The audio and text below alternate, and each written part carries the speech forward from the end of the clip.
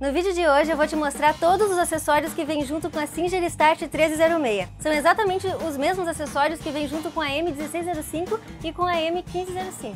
É muito importante sabermos esse tipo de informação na hora de escolher uma máquina, então fica por dentro!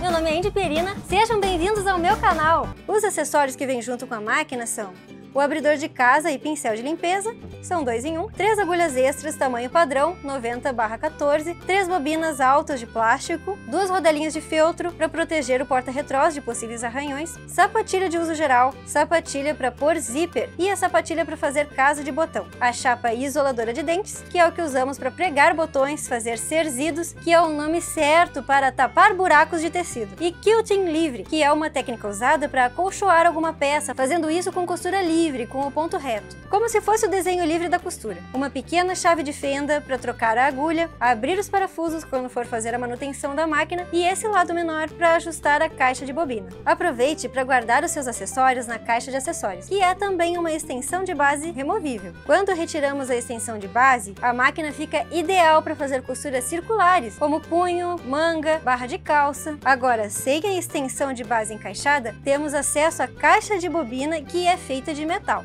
Este vídeo aqui faz parte de um completão, um guia definitivo de como usar e como manusear a sua Singer Start 1306. É um vídeo bem grande, então só clica quando você estiver realmente preparada para ver e aprender tudo sobre a máquina. Se você quer comprar uma máquina de costura, eu deixei o link separadinho aqui embaixo na descrição. Qualquer dúvida me chama no Instagram, @AndyPierina. Muito obrigada e até o próximo vídeo!